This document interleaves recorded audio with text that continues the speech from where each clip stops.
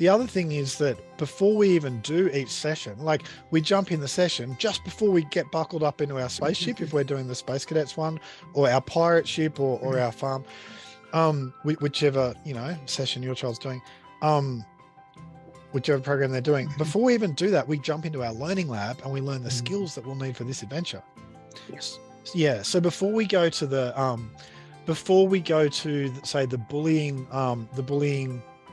the planet where there's bullying. Yeah.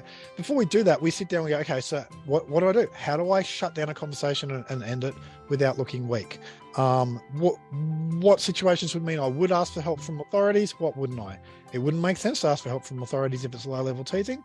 It would make sense if someone's actually getting hit.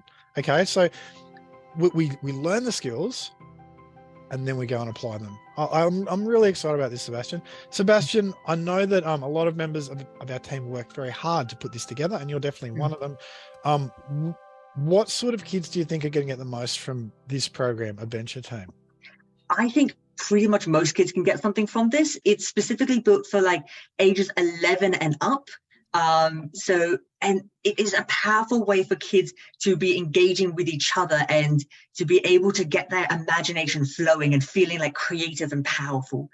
Yeah, that's right. And we're trying to avoid the whole clinical thing, right? The kids that we work with are so sick of sitting in a fluoro-lit room with an expert who's like staring at them. Okay, like how does that make you feel? That's right. It's like your child doesn't want to have that learning happen like that intense.